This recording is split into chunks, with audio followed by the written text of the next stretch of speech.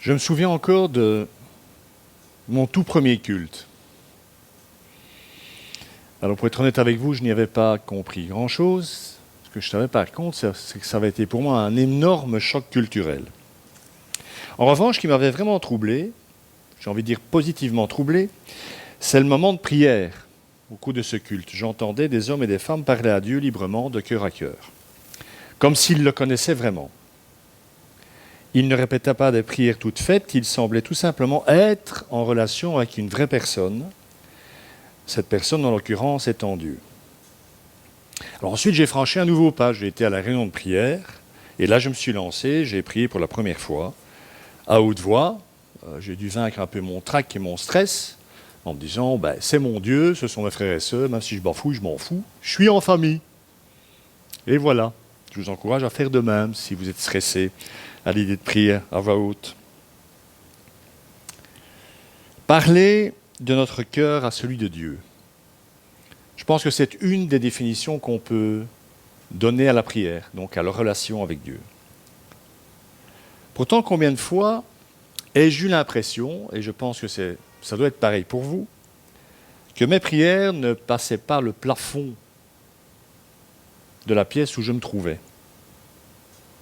Que je n'avais pas de contact réel avec Dieu, pas de connexion, pas vraiment de communion avec lui. Bien, ça arrive parce que les difficultés de notre vie, quelle qu'en soit la cause, font remonter à la surface nos véritables convictions par rapport à nous-mêmes, à notre sentiment de sécurité et à notre perception de Dieu. Comme un enfant qui se sent menacé et crie pour être reconnecté avec sa mère ou son père, nous devons en permanence être assurés que Dieu est disponible, attentionné et toujours accessible pour nous. C'est bien là le problème. Nous n'en sommes pas profondément persuadés. Alors il peut y avoir une foule de raisons pour lesquelles nous éprouvons des difficultés à établir une connexion véritable avec Dieu. Mais je voudrais me concentrer sur 3 d'entre elles aujourd'hui.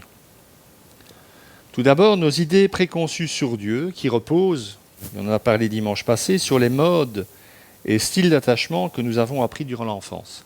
Pour le dire autrement, ce que vous vivez en termes relationnels avec les uns et les autres, vous vivez exactement la même chose avec Dieu. Vous ne pouvez pas être hyper connecté avec Dieu et déconnecté avec les autres. Ça ne fonctionne pas comme ça ne marche pas comme ça. Deuxième élément qui complexifie la donne relationnelle avec Dieu, c'est qu'il est légèrement invisible. C'est déjà pas de la tarte quand on voit la personne, alors quand cette personne est invisible. Et troisièmement, la réalité de ce que nous sommes, du péché qui nous sépare de Dieu, trouble et déforme nos perceptions. Ça ne veut pas dire que lui, par notre péché, ne veut pas entrer en communication, c'est que notre péché à nous, nous dirigeant, parfois même on est inconscient de ce péché en nous, de ces péchés en nous, ils auront une influence sur la façon dont on va percevoir Dieu et notre relation avec lui. Si nous avons de lui l'image d'un père terrible, quand nous avons fait une bêtise, nous n'avons certainement pas à lui en parler. C'est aussi bête que ça. On va donc commencer par nos présuppositions, et on en a tous concernant Dieu. Ces présuppositions, donc nos idées préconçues concernant Dieu et notre rapport avec lui, commencent souvent par la façon dont nous avons perçu nos parents biologiques lorsque nous étions très jeunes et au cours de notre croissance à l'adolescence jusqu'à l'âge adulte. Là encore, des études ont montré que le point de vue d'une fille sur sa mère, donc c'est des études qui tentent de faire un lien entre notre vécu familial, dans la petite enfance, l'adolescence, etc., jusqu'à l'âge adulte, et le lien qu'on entretient avec Dieu, la figure paternelle que l'on entretient, que l'on voit en Dieu. Donc ces études ont montré que le point de vue d'une fille sur sa mère et d'un garçon sur son père sont susceptibles d'avoir un effet direct sur la façon dont ils perçoivent Dieu. La recherche a démontré qu'avec les 2 parents présents dans le foyer, les filles possédaient une forte perception maternelle de Dieu et une perception plus modérée de lui comme père. Et cette influence provient donc à la fois du père et de la mère, parce que les deux sont à disposition, si je peux dire ça comme ça. Tandis que les garçons identifient presque exclusivement Dieu avec des traits masculins tels que la puissance, la justice, l'équité, donc l'équité morale, hein, et quelque part aussi la moralité, la loi morale. Autrement dit, les filles, mesdames, prenez-le vraiment comme un avantage. Les filles ont tendance à conserver dans leur perception aussi bien les attributs liés à la puissance que ceux liés à l'instinct nourricier, comme la compassion, l'attention bienveillante, l'empathie et le réconfort. Les filles vont intégrer ça beaucoup plus facilement que les garçons. Cette étude a également montré qu'à la vision paternelle de Dieu sont associés le pouvoir et l'autorité, tandis qu'à une vision maternelle sont associés l'accueil et l'attention bienveillante. Je vous rappelle quand même que quand l'Ancien Testament exprime à plusieurs reprises que Dieu a été saisi de compassion, ça traduit un terme hébreu dont la racine est le mot matrice, utérus.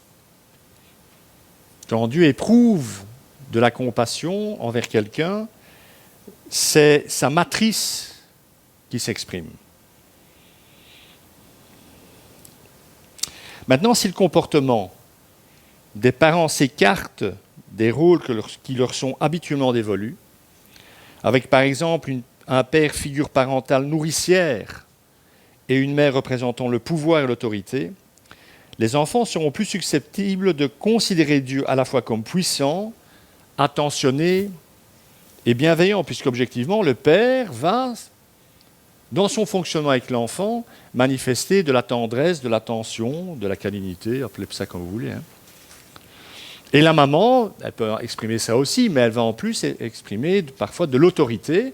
Et quand les deux personnes référentielles de l'enfant, des figures d'autorité, fonctionnent comme ça, manifestent ça, l'enfant va grandir avec une vision de Dieu plus équilibrée. Je ne sais pas si vous me suivez. Prendre un exemple bateau. Si l'image, et je pense que ça a été le cas en tout cas en Occident pendant des siècles, si pas des millénaires, si l'image du père est essentiellement liée au pouvoir et à la discipline, je vous laisse deviner ce que l'évocation d'un Dieu Père aura comme écho dans le cœur d'un enfant. Si pour lui, son père terrestre, ça a été tac, tac, tac, tac, toute sa vie durant. Si à côté de ce rôle traditionnel, les parents adoptent des comportements qui le contredisent, par exemple des pères montrant un soutien affectif réel et des mères une forme de puissance, ces attitudes vont influencer fortement et d'une façon positive la perspective que leur enfant aura de Dieu. Encore une fois, cette perspective sera plus équilibrée. Alors, je ne suis pas en train de dire, pour que ça soit clair, qu'un homme n'est pas un homme ou qu'une femme n'est pas une femme, mais bien que les clichés liés aux deux sexes sont certainement à revoir. Je vais le dire simplement. Pourquoi un homme ne pourrait-il pas être tendre et câlin? Pourquoi? Il y a quelques mois de ça, dans une réunion, j'ai une collègue pasteur qui venait d'accoucher d'un petit garçon, et je vois le papa, son mari, donc s'occuper du petit. Et j'ai dit, c'est cool, j'ai dit, il s'en occupe bien, il est vraiment tout tendre et tout. Oui, c'est son côté féminin. Là, j'ai failli l'étrangler. Non, c'est pas son côté féminin, c'est son côté masculin, quoi. Oui, mais ça dit quelque chose des archétypes. Un homme, quand il est tendre, c'est son côté féminin. Dans quel film? Quand vous me voyez, vous pensez à quelque chose de féminin, vous? Sans blague. Donc pourquoi un homme ne pourrait-il pas être tendre et câlin et une femme avoir de l'autorité? C'est pas trop quand même, mesdames. Donc par le biais de son implication émotionnelle avec ses enfants, le père joue donc un rôle indirect dans l'image que ses enfants auront de Dieu comme étant bienveillant. Alors lorsque les pères sont absents, à notre époque, vous le savez comment, en Occident, surtout en Belgique en particulier, on n'arrête pas de dépenser des thunes pour des familles dites monoparentales. Et quand on parle de ça, c'est rarement le père qui est avec les enfants, mais c'est la mère, souvent, qui s'y colle. Donc quand les pères sont absents, qui est une réalité sociologique forte aujourd'hui, ils sont susceptibles d'être, c'est le seul avantage, idéalisés. Et il est important de souligner ce point parce qu'il a été démontré que l'image que l'on se fait de Dieu est davantage déterminée par le parent idéalisé, parce qu'il n'est pas là, on peut donc en rêver et se l'imaginer, se l'inventer, que par le parent physiquement présent. Donc si le père est présent dans le foyer, l'enfant développera une vision de Dieu à la fois puissante et stimulante, s'il rentre dans l'affect, quand même avec son enfant, une vision plus équilibrée que si le père est absent, mais il aura, si le père est présent, des ajustements à faire par rapport à l'image renvoyée par son père. Pourquoi ? Parce que son père n'est pas parfait. Donc, le parallèle qu'il fera avec Dieu sera impacté par son père, mais à un moment, dans sa trajectoire spirituelle, l'enfant devenu grand devra de toute façon comprendre que son père céleste n'est pas son père terrestre, et que si son père terrestre a beaucoup de défauts, son père céleste n'en a aucun. Alors dans le cas des pères absents ou émotionnellement distants, c'est-à-dire ils sont là, mais en fait ils n'y sont pas, et croyez-moi, à l'heure actuelle, c'est une catastrophe.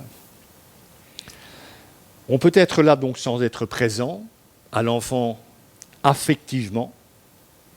Dans ce cas-là, Dieu, et ça c'est une bonne nouvelle, Dieu peut devenir un parent parfait, idéaliser une sorte de figure d'attachement, de substitution pour l'enfant.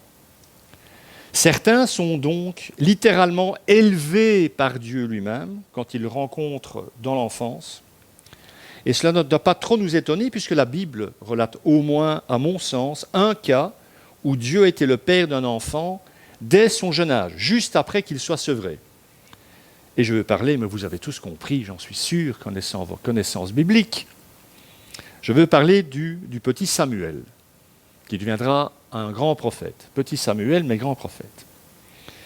Je ne vais pas vous réduire l'histoire. Enfin, sa maman, Anne, est stérile, ne sait pas avoir d'enfant, ce qui à l'époque, dans l'Israël primitif, est une catastrophe, parce que la femme n'existe qu'au travers de sa capacité à donner la vie. Pourtant, son mari l'aime profondément, voilà, il l'aime même si elle est stérile, peu importe. Et un jour, elle va, je crois que c'est à Bethel, donc là où on sacrifie à Dieu, et elle prie en pleurant, elle dit « Si tu me donnes un enfant, un fils, je te le rendrai, il te servira. » 9 mois plus tard, elle est enceinte, et une fois qu'elle a sevré l'enfant, elle l'apporte au prêtre Élie, au grand prêtre Élie, qui est le grand prêtre à l'époque. Une fois sevrée, donc, elle apporte cet enfant à Élie, au prêtre, pour qu'il serve Dieu, qu'il apprenne à servir Dieu. Et il y a un verset, vous me direz que ce n'est pas beaucoup, mais il y a un verset faisant référence au lien entre Dieu et le petit Samuel lui-même qui me paraît intéressant. C'est en 1 Samuel 2, 21. Voilà ce que dit ce verset. On peut passer à côté, mais moi je pense que ce n'est pas anecdotique, il n'y a pas de détails dans le texte biblique. J'ai été vérifié dans l'hébreu. Ça a été confirmé. Parfois, nos traductions sont justes. Le jeune Samuel grandissait, écoutez bien, auprès de Dieu, pas devant Dieu. Ça, c'est une formulation de l'Ancien Testament qu'on trouve beaucoup pour les serviteurs de Dieu. Ils sont devant Dieu. Une sorte de relation, mais devant. Là, c'est Dieu qui est auprès de Samuel, à côté de lui. Bon, si on pousse l'image jusqu'au bout, il lui tient à la main, si vous préférez. Il faut s'imaginer ce petit coco.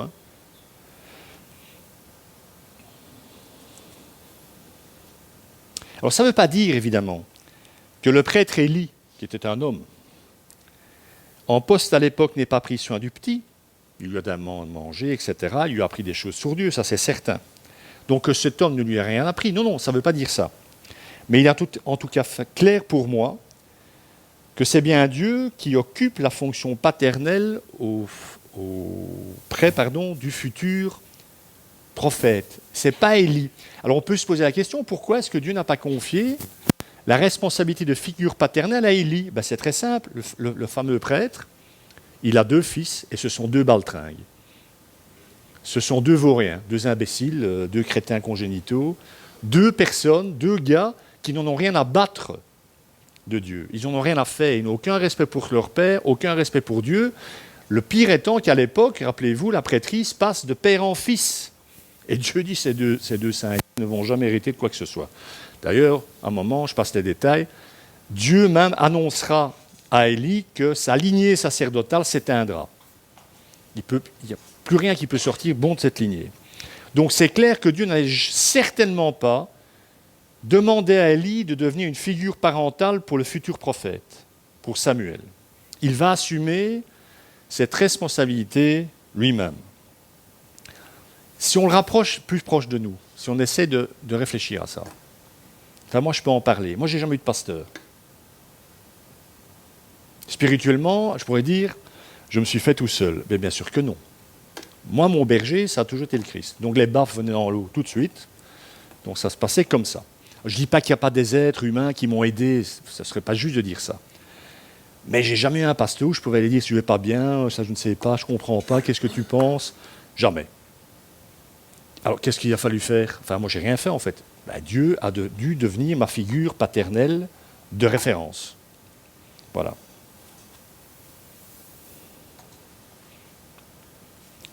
Ça va, vous suivez?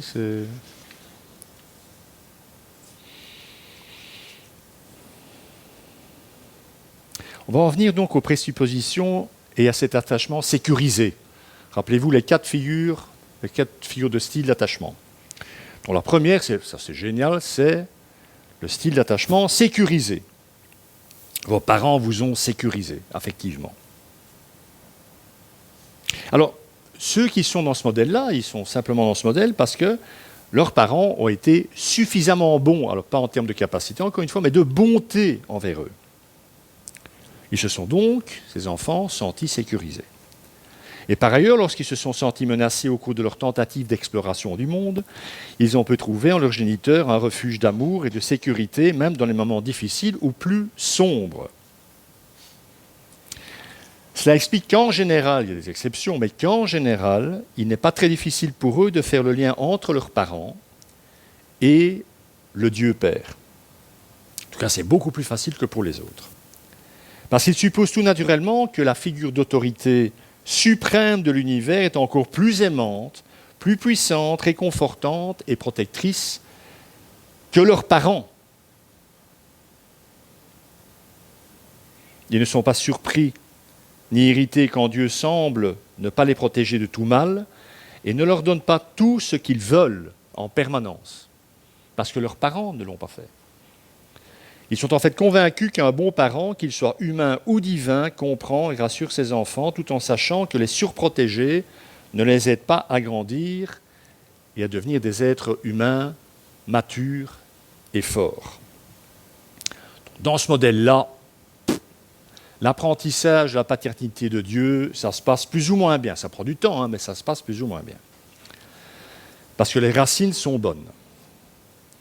Maintenant, si on passe aux présuppositions style d'attachement anxieux,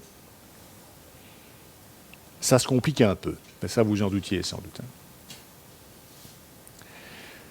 Beaucoup d'entre nous viennent à Dieu avec donc des idées préconçues, très différentes quant à sa nature et à la façon dont il veut être en relation avec nous. En fait, ceux qui sont anxieux se sentent insécurisés dans cette relation avec Dieu. Alors, ce n'est pas pour ça qu'ils ne chantent pas le dimanche matin, pas pour ça même qu'ils ne peuvent ne pas danser devant Dieu, pourquoi pas. Ce n'est pas pour ça qu'ils ne lisent pas leur Bible. Mais ils font tout ça en espérant que ça va plaire à Dieu. Ah oui, mais faire des choses pour son Père, pour que le Père soit content, et les faire parce qu'on aime son Père, on n'est pas dans le même monde. Vous comprenez la différence? Alors c'est vrai que ces chrétiens, puisque c'est de ça dont on parle, chantent, prient, étudient pour lui, car ils aspirent profondément à trouver la sécurité qui, selon eux, va venir de la fierté éprouvée par le Seigneur à leur égard. Je suis fier de toi. C'est très bien ce que tu fais. Ces personnes peuvent parfois citer par cœur des dizaines, voire des centaines de passages bibliques sur l'amour de Dieu et sur sa bienveillance, mais au fond d'eux-mêmes, ils n'arrivent tout simplement pas à le croire et en vivre. Quand il manque un culte ou un temps de méditation personnelle, ils sont souvent, pour ne pas dire toujours, envahis par l'anxiété et la culpabilité, comme si Dieu était en colère contre eux. Je pense que ces exemples doivent nous dire quelque chose, me semble-t-il. En tout cas, certains d'entre nous. Alors, nous avons soif de Dieu, mais nous exigeons aussi qu'il nous protège pour que nous ne nous blessions plus jamais. Et nous sommes forcément amèrement déçus quand il ne fait pas le nécessaire pour nous tirer d'affaire, alors que nous sommes certains qu'il devrait le faire, puisque par définition, il est là pour ça.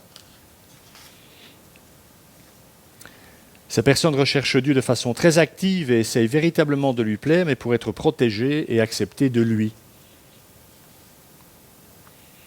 Alors que la protection de Dieu, nous l'avons, ainsi que son acceptation, et ce, quoi que nous fassions. C'est un peu la définition d'un père. Hein. Il ne va pas dire que ce que fait son enfant est bien si ce n'est pas le cas, mais il ne va pas le foutre dehors à chaque fois qu'il va faire une bêtise. Hein. J'aurais passé beaucoup de temps dehors de ma maison, la maison paternelle, moi, à ce tarif-là, je pense.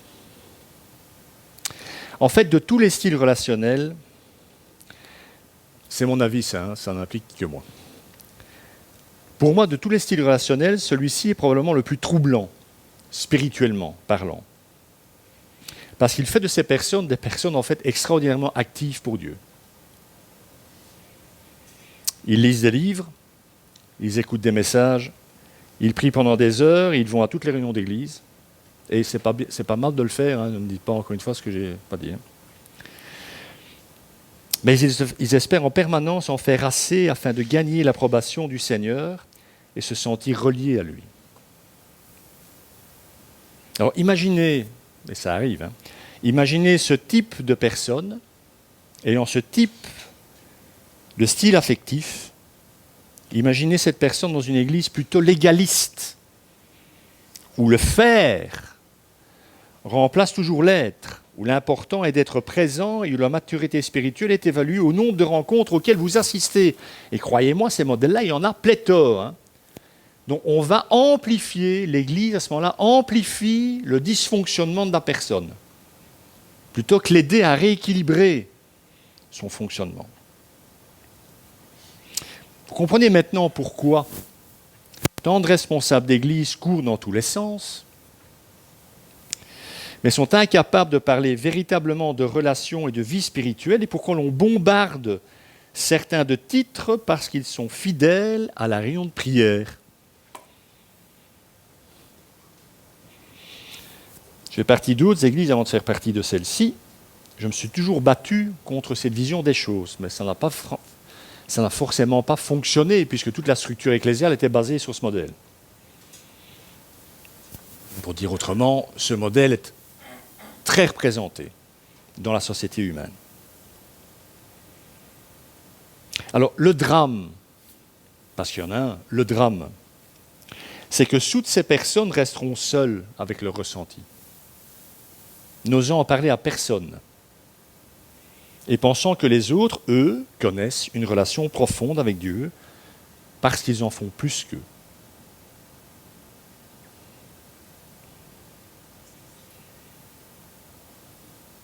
Il arrive, dans certains cas de figure, que ces personnes se sentent à certains moments proches de Dieu. Ça, c'est la grâce. Hein. Ces temps peuvent être même presque extatiques, mais lorsque ces sentiments d'intimité déclinent, elles se retrouvent face à elles-mêmes, se demandant quel est leur problème, puisque cette relation n'est plus là, cette communion n'est plus là. Elle s'est arrêtée, semble-t-il, en termes de ressenti. Nous avons donc tous compris, je pense, que la difficulté de la relation avec Dieu vient moins de lui que de nous. Et dans le cas spécifique des personnes de type anxieux, du sentiment de ne jamais être à la hauteur, puisque c'est le sentiment que leurs parents leur ont diffusé encore et encore et encore. Leurs parents et puis d'autres, hein, évidemment. Les relations sociales d'un enfant ou d'un ado, ça ne se limite pas aux parents, mais c'est quand même les parents qui sont les plus importants. Si on savait... Moi, je parlais de grâce de Dieu, je remercie quand même, je pensais à ça hier, je remercie quand même le Seigneur d'une chose, au moins une chose, c'est qu'on ne comprend pas ça avant de faire des enfants, parce qu'autrement on n'en ferait plus. Quelle responsabilité. Et puis la démographie sera encore plus en baisse qu'elle ne l'est, puisqu'en Belgique nous sommes à 1,02 bébés. C'est pas assez. Passons aux présuppositions de ceux qui ont un style d'attachement distant. Alors, ces personnes ont un lien, dans l'énoncé, ça va passer comme un oxymore, hein, comme une sorte d'antagonisme, d'antithèse, appelez ça comme vous voulez, mais... Donc, ces personnes ont un type, ceux qui ont donc un type d'attachement distant, ont généralement une relation avec Dieu sans lien de dépendance. C'est à peu près bizarre, mais c'est exactement ça. Ce qui signifie quelque part qu'ils n'ont en fait aucune relation du tout, dans les faits. Ils ont tendance à être reconnaissants pour les faits relatifs à leur salut, à la mort et la résurrection de Jésus, mais ils sont plus enclins à se concentrer sur les petites choses qu'ils peuvent faire dans l'Église, par exemple, dans leur esprit, s'ils font ces choses, ils font toutes ces choses pour Dieu. Ils attachent plus d'importance à ça, aux petits trucs superficiels, qu'à la relation même qu'ils sont supposés entretenir avec Dieu. Quand d'autres chrétiens autour d'eux parlent de relation ou d'intimité avec Dieu, ou de l'amour de Dieu, ils n'aspirent pas vraiment à connaître cette relation et cet amour. Ils vont parfois même, j'ai vécu ça dans des groupes, hein, ils vont même parfois reconnaître qu'il est bon pour les autres d'être proche de Dieu. Ça, c'est sympa, si tu es proche de Dieu, c'est super, hein, tant mieux pour toi. Mais cela n'est pas vraiment envisageable pour eux-mêmes. Et lorsque dans leur entourage, des personnes expriment un niveau émotionnel élevé, que ce soit au sujet de leurs propres besoins ou de leur expérience avec lui, ils s'éloignent de ces personnes car ils se sentent intérieurement mal à l'aise. Pour ces personnes, Dieu semble lointain et elles pensent qu'il ne sera jamais là pour elles et qu'il ne les aimera jamais vraiment. Encore une fois, pourquoi ? Parce que leurs parents n'ont pas accueilli leurs besoins émotionnels fondamentaux. Ça, c'est pour les styles d'attachement. Bon, j'ai fait la version courte, évidemment, ne pas non plus vous abreuver de trop d'éléments, parce que le but, c'est pas de vous embrouiller. Hein. Passons maintenant à la nature invisible de Dieu, qui est aussi une sorte d'obstacle.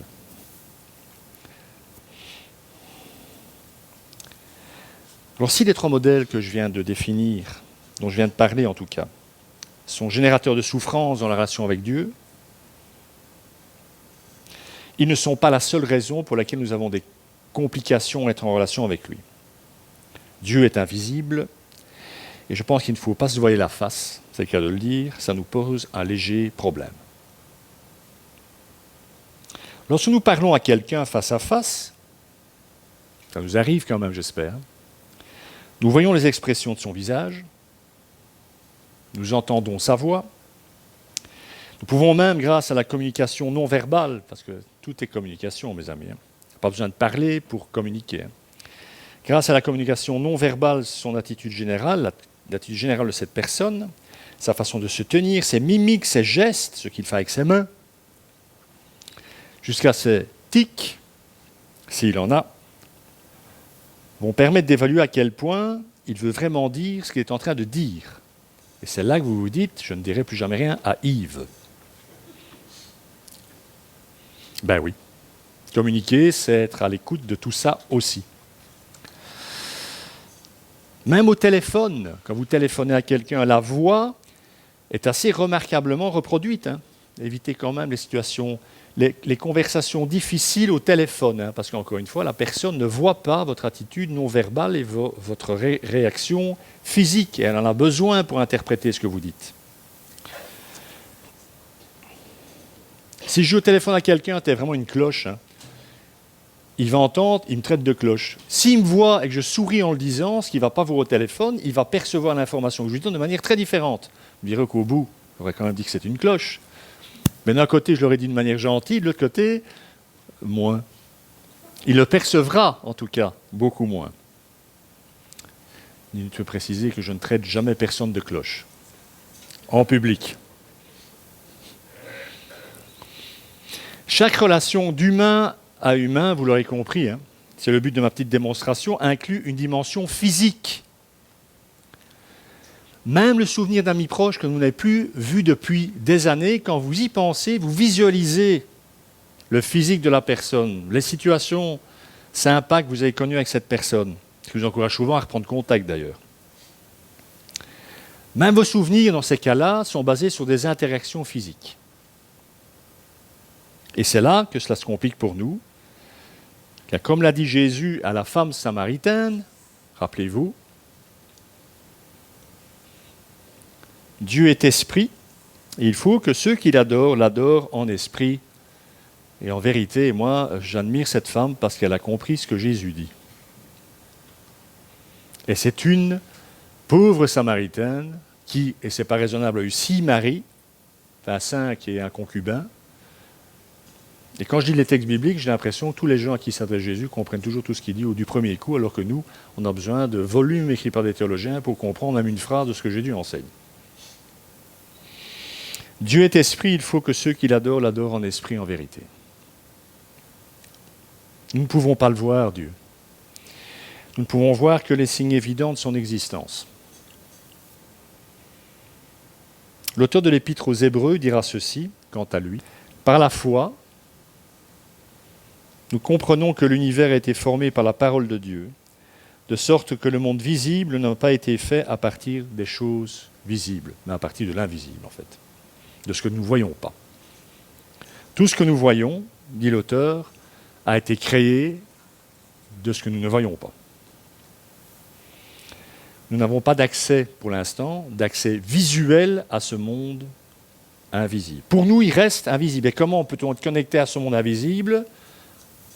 Par la foi. Alors c'est intéressant, je suppose que pour les chrétiens d'entre nous, vous êtes convaincus que Dieu a créé le monde. Comment est-ce que vous êtes convaincus de ça ? Vous y étiez ? Vous le savez pourquoi ? Parce que vous avez hérité, Dieu vous a donné la capacité de croire. Et cette foi, c'est une certitude, ça n'est pas une éventualité, c'est une certitude. Donc, si on revient au monde créé, sans la foi, il est impossible de voir Dieu dans la création. Ce que disait le cantique d'ouverture. Alors, là où ça se complique, parce que là je parle de gens qui ne croient pas, on peut comprendre qu'ils ne voient pas Dieu dans la création puisqu'ils n'ont pas la foi. Oui, mais il arrive que même des chrétiens ne voient pas Dieu dans la création. Donc, si vous voulez plus de détails sur la présence de Dieu, soyez présents à Assès en novembre et décembre. J'aurai le plaisir de vous enseigner toute la journée là-dessus. Ou alors vous allez peut-être chercher certains messages que j'ai déjà donnés sur le sujet, sur le site internet de l'Église. Le Dieu invisible se rend visible au travers de la création, mais aussi au travers de l'Église. Et à chaque moment de notre journée, il faut apprendre à voir. Pierre de Caussade, un prêtre catholique, a écrit un livre extraordinaire sur le sujet qu'il a appelé « Le sacrement du moment présent ». Vous voulez voir Dieu ? C'est maintenant. Ce n'était pas là, ce n'est pas demain, c'est maintenant. Chaque seconde de votre vie est une possibilité de rencontre et de connexion avec Dieu. Il faut apprendre à se concentrer, à faire de sa vie un mouvement perpétuel de concentration vers la présence de Dieu. Mais je ne vais pas prêcher là-dessus maintenant, je dévie. Ceci étant dit, ça demeure quand même pour beaucoup d'entre nous, et moi compris, à certains moments en tout cas, difficile. Parce que nous ne pensons simplement pas le chercher, le trouver dans le décor ordinaire de nos journées. Et pourtant, c'est là qu'on le trouve.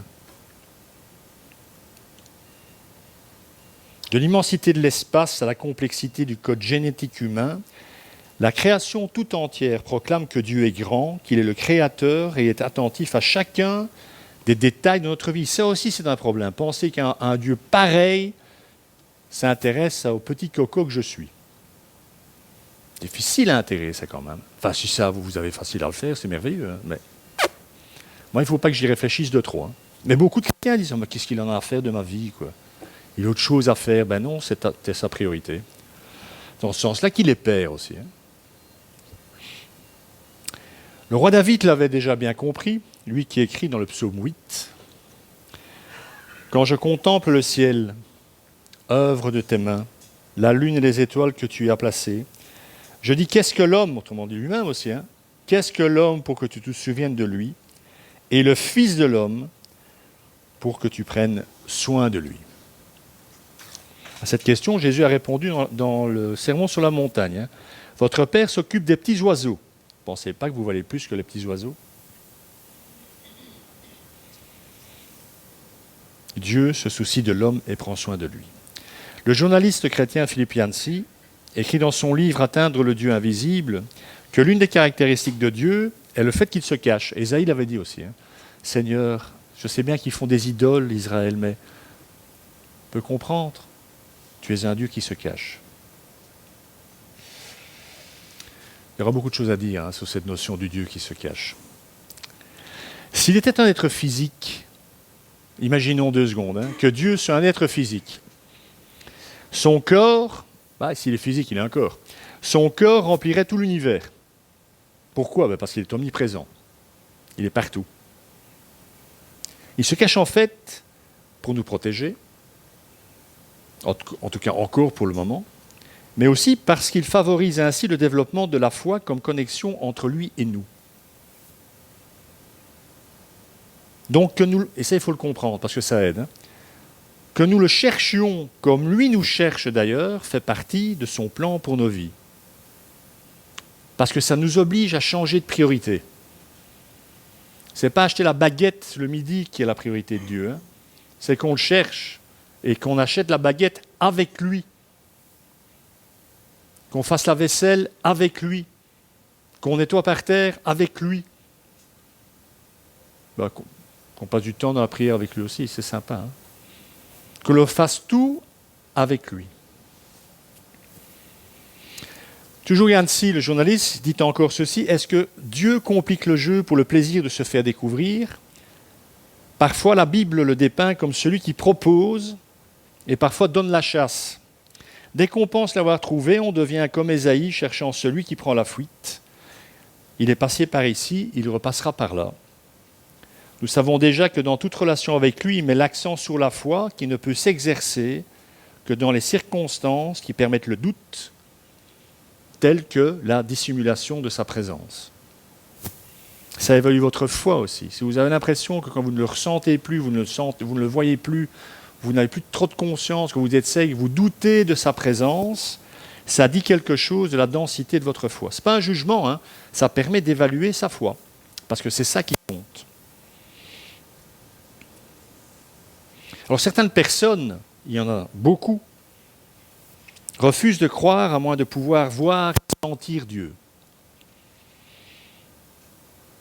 Je pense que ces personnes sont en bonne compagnie, parce qu'il y a quand même un exemple dans la Bible, c'est notre ami Thomas. Un des 12, rappelez. Thomas, je rappelle, a vécu 3 ans avec Jésus. Je ne juge pas Thomas, encore une fois, je suis content d'émettre des faits. Thomas a vécu 3 ans avec Jésus. Il a vu les miracles. Il a entendu son maître annoncer sa mort et sa résurrection. Et pourtant, lorsque les apôtres, les autres, lui annoncent que le Christ est ressuscité, qu'ils l'ont vu, là on est dans le visuel, ils l'ont vu, voici ce qu'il dit. On commence par ce que disent les disciples. Nous avons vu le Seigneur. Ils sont tout contents. T'es pas de bol, t'étais pas là. On te le dit, on l'a vu, il est vraiment ressuscité. Thomas répond, si je ne vois pas dans ses mains la marque des clous, et si je ne mets pas mon doigt, et si je ne mets pas ma main dans son côté, je ne croirai pas.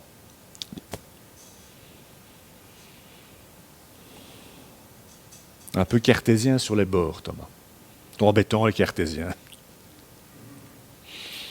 8 jours après, les disciples de Jésus étaient de nouveau dans la maison de Thomas et se trouvaient avec eux. Jésus vint alors que les portes étaient fermées, se tint au milieu d'eux et dit « Que la paix soit avec vous ». Puis il dit à Thomas « Avance ton doigt ici et regarde mes mains ». Ça veut dire que Jésus n'étant pas présent quand Thomas a fait la première réflexion « Je n'y croirai que s'il me montre », Jésus a entendu ça. Comment ça se fait ? Il était présent même s'il n'était pas là. Il n'était pas visuellement visible à ce moment-là, mais Jésus, tout en n'étant pas visiblement, il était là quand même. Il a entendu ce que Thomas a dit aux autres disciples. Je ferme la parenthèse. Avance ton doigt ici, regarde mes mains, avance aussi ta main et mets-la dans mon côté, ne sois pas incrédule, mais crois. Thomas lui répondit, mon Seigneur et mon Dieu. Jésus lui dit, parce que tu m'as vu, tu as cru. Heureux ceux qui n'ont pas vu et qui ont cru. C'est-à-dire, heureux nous.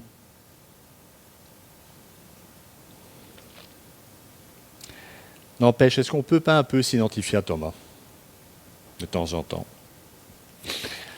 bah, je crois, hein, Seigneur, mais si tu pouvais me montrer quelques résultats tangibles, alors que le plus beau résultat tangible, c'est nous-mêmes. Hein. Ben oui. On ne lui poserait même pas cette question s'il n'avait pas fait éruption dans nos vies pour nous sauver, nous guérir, etc. Alors, faisons-nous partie de ceux qui doivent voir pour croire. C'est le même Thomas qui, un peu avant la résurrection de Lazare, disait « Si notre Seigneur va à nouveau à Jérusalem, en Judée, ils vont le mettre à mort. Allons-y, il dit ça aux disciples, allons-y pour y mourir avec lui. » Ben voyons. Donc même après tout ce temps, Thomas était resté un sceptique. Alors son problème n'était pas qu'il devait voir pour croire. Pendant 3 ans, il a fait que ça, il a vu pendant 3 ans. Son problème était qu'il devait encore voir pour croire. Encore voir. Encore demander à Dieu de lui montrer. En ce qui nous concerne, nous avons vu, sans avoir vu. Ce serait un bon sujet de bac de philo, ça. Pour moi, la plus belle, et je le pense, hein, même si je n'ai pas facile avec ça tous les jours, et vous allez comprendre pourquoi, la plus belle preuve de l'existence de Dieu, c'est votre présence à vous. Chaque fois que je vous regarde, je fais quand même des efforts pour être sympa. Chaque fois que je vous regarde, c'est dommage que c'est filmé parce que personne ne va y croire. Chaque fois que je vous regarde, mes amis, je me dis que Dieu est grand et que Dieu existe. Parce qu'on n'est jamais sauvé tout seul. Hein. J'avais fait allusion à ça lors d'une retraite des veilleurs, cette magnifique parole d'Isaac le Syrien. On ne rentre pas à la maison du Père seul, on y rentre en famille. Le saint prend la main du pécheur et le saint prend la main de Jésus.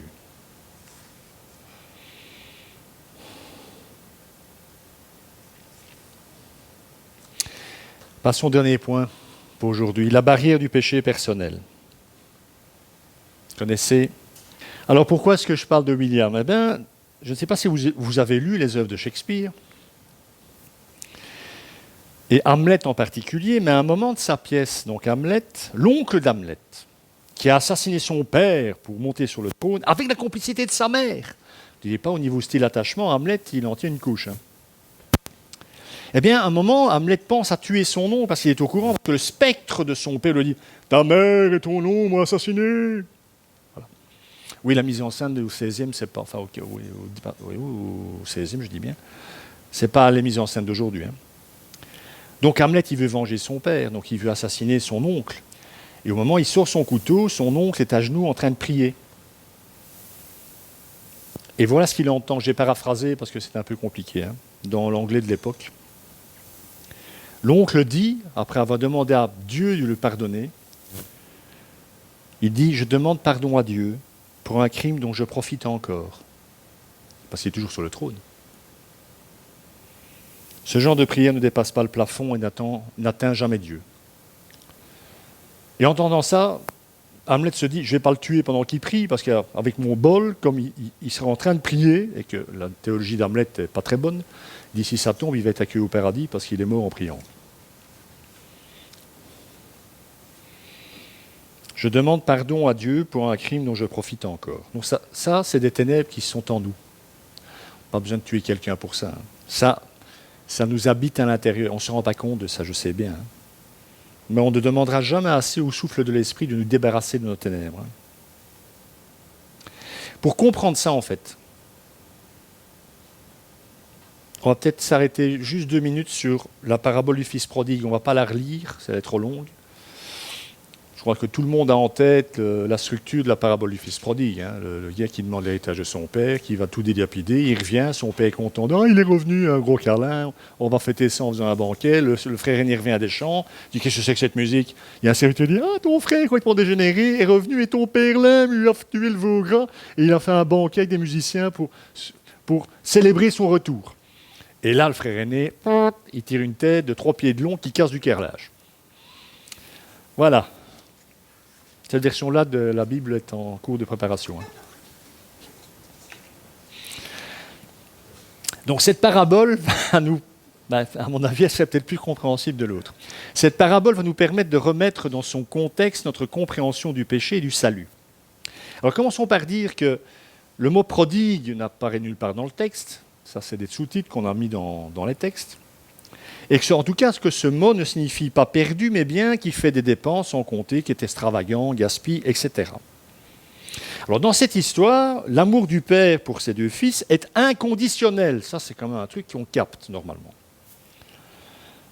Ce père, bien entendu, c'est Dieu, et son amour est extravagant dans le sens où il aime sans compter, en fait, objectivement, sans tenir compte de ce que ses fils, de ce que les hommes font, en fait. Il les aime. Il existe néanmoins deux façons erronées de tenter de trouver un sens et un but dans la vie en dehors de Dieu, et c'est ce que dit entre autres cette parabole. Et la première est illustrée par le frère cadet. Commençons par dire qu'il a, et ça l'aide à faire des bêtises, il a une indulgence immodérée pour lui-même. Faire l'andouille, ça ne lui pose pas de problème de morale ou de conscience particulier. Ce fils veut son héritage, il le réclame du vivant de son père, ce qui à l'époque est une insulte à son père, ça en est encore une aujourd'hui. Pourtant, le père va accéder à sa demande. Il va lui donner ce qu'il lui demande. Alors, ce n'est pas de la faiblesse de la part du père, c'est de l'amour. Le cadet ne se soucie pas du tout de son père, c'est ça que ça veut dire.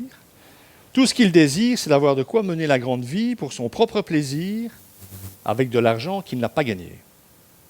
Quand même pas terrible, Kate. Objectivement, il mérite surtout un coup de 45 fillettes dans l'arrière-train. C'est pas ce que Dieu fait. C'est intéressant quand même.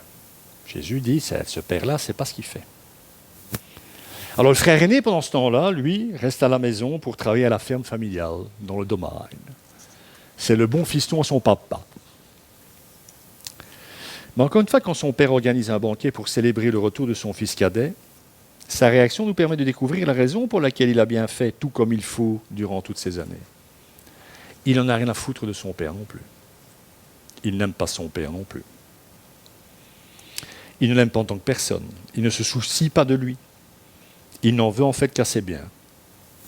Lui aussi, même s'il n'a pas demandé son héritage, lui, tout ce qui l'importe, c'est l'héritage. Il se souciait de ce que son attitude pourrait lui rapporter. Si je reste bien droit dans mes pompes, même si j'en ai rien à foutre de lui, j'aurai mon héritage.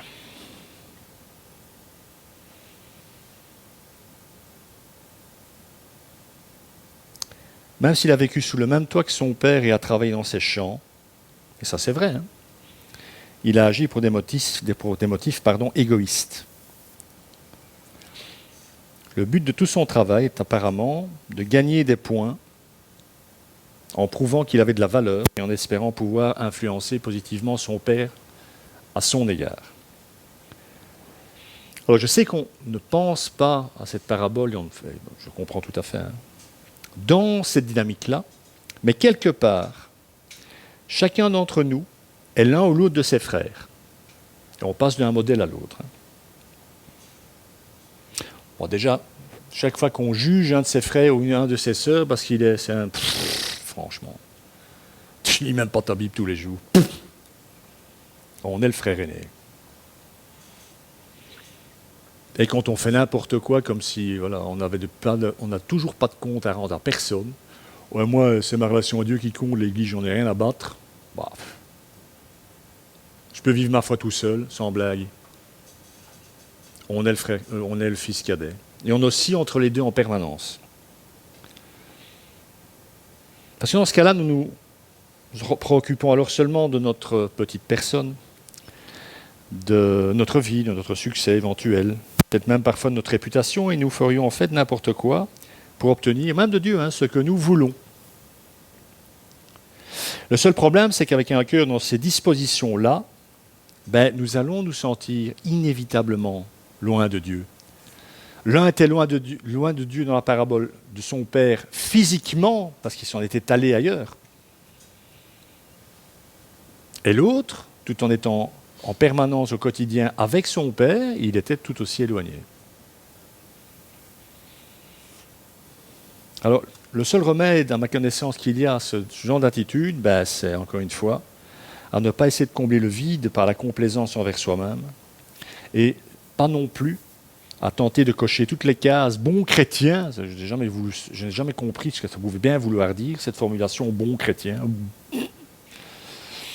C'est pas en cochant toutes ces cases-là non plus que l'on va être accepté mieux par Dieu ou que notre communion avec lui sera plus profonde et plus intime.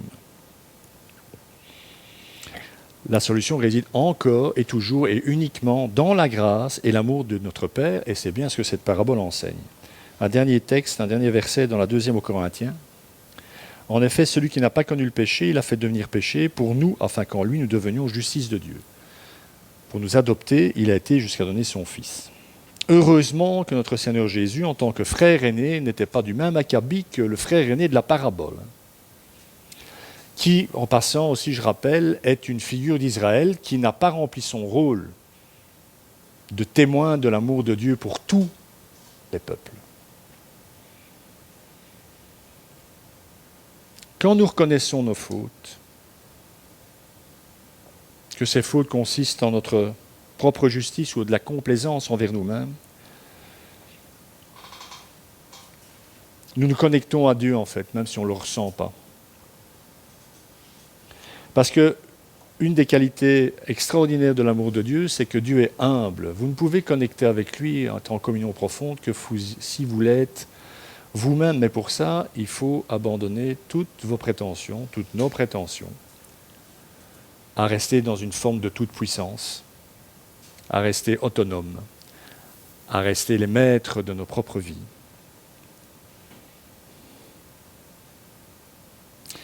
Oswald Chambers a un jour posé cette question. Puisez-vous votre vie à une autre source que Dieu lui-même? Si vous dépendez de quoi que ce soit d'autre que lui, vous ne vous apercevrez pas qu'il s'est éloigné de vous.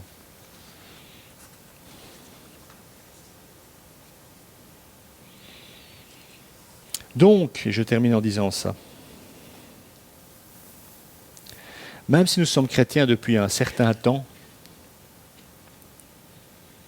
veillons à ne pas oublier que rester proche de Dieu n'équivaut ni à un projet continu d'auto-amélioration pour motif inavouable, comme le frère aîné, ni à une garantie que nous ne passerons pas, par exemple, par la cage jugement, que nous ne passerons pas par, déjà ici-bas, par un moment où Dieu va nous dire « écoute, ça ne va pas du tout ». Et si nous ne prenons pas conscience, il va devoir parfois même nous faire passer par des trucs pas simples du tout à vivre, pour qu'enfin nous puissions recentrer sur l'essentiel.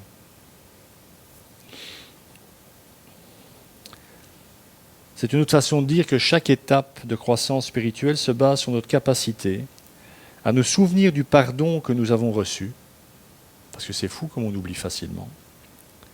Le rappel profond et toujours renouvelé de l'amour de Dieu,